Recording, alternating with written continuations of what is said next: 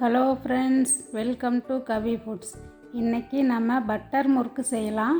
இது நல்லா கிறிஸ்பியாக பட்டர் சேர்க்கறதுனால ரொம்ப டேஸ்ட்டாக இருக்கும். ஒரு 1/4 மணி நேரத்தில் செஞ்சிடலாம். இது எப்படி செய்யலான்னு பார்க்கலாம் வாங்க. பட்டர் முறுக்கு செய்கிறதுக்கு நான் 1 கப் அரிசி மாவு எடுத்துருக்கிறேன். எந்த அரிசி மாவுனாலும் எடுத்துக்கலாம். இனி இது கூட 2 டேபிள் ஸ்பூன் கடலை மாவு எடுத்துருக்கிறேன், அதை சேர்த்துடலாம். இனி இது கூட 2 டேபிள் ஸ்பூன் பொட்டுக்கடலை மாவு எடுத்துருக்கிறேன். பொட்டுக்கடலையை மிக்சியில் அரைச்சிட்டு நல்லா ஜலிச்சு எடுத்து வச்சுருக்கிறேன், அதை சேர்த்துடலாம். இனி இது கூட 1 டீஸ்பூன் ஜீரகம் நான் சேர்த்துருக்கிறேன். இது கூட ஓமம், எள்ளு எது வேணாலும் சேர்த்துக்கலாம். நான் ஜீரகம் மட்டும் சேர்த்துருக்கிறேன். இனி இந்த மாவுக்கு தேவையான அளவுக்கு உப்பு சேர்த்துடலாம். இப்போ இதில் 2 டேபிள் ஸ்பூன் பட்டர் சேர்த்துக்கலாம். இதில் எல்லாமே 2 டேபிள் ஸ்பூன் கடலை மாவு, பொட்டுக்கடலை மாவு, வெண்ணெய், இது 3மே 2 டேபிள் ஸ்பூன் அளவு சேர்த்துருக்குறேன். இந்த அளவில் சேர்த்து செஞ்சால் ரொம்ப நல்லாயிருக்கும்.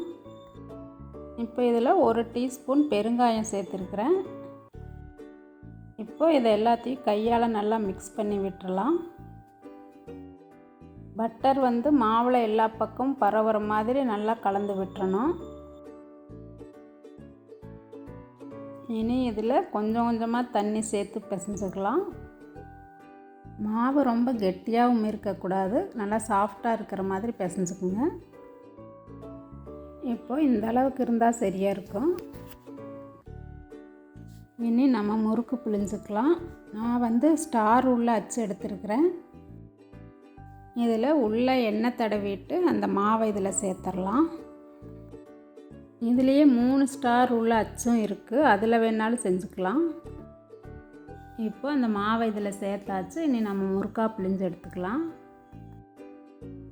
இப்போது கடாயில் எண்ணெய் சூடாயிருச்சு. இனி நம்ம முறுக்கை பிழிஞ்சு விட்டுறலாம். இதை ரவுண்டாக தான் சுற்றணும்னு கிடையாது, நம்ம எப்படி வேணாலும் பிழிஞ்சு விட்டுக்கலாம். இது உடஞ்சி தான் வரும், அதனால் எப்படி வேணாலும் பிழிஞ்சுக்கலாம். தீ மீடியம் ஃப்ளேம்லேயே வச்சுக்கலாம். ரொம்ப ஹையாக இருந்தால் முறுக்கு உள்ளே வேகாது. இனி ஒரு சைடு வெந்துருச்சு. இனி திருப்பி போட்டுட்டு வேக வச்சு எடுத்துக்கலாம். இது எண்ணெய் அடங்கினதுக்கப்புறம் எடுக்கணும், அப்போ தான் முறுக்கு நல்லா வெந்திருக்கும்.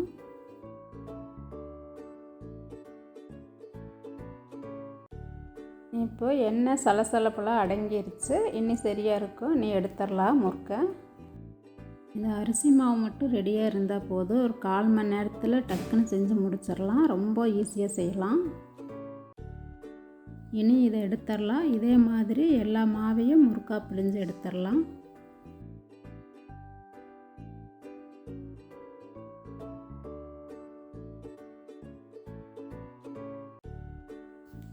இதை நீங்களும் வீட்டில் ட்ரை பண்ணி பாருங்கள்.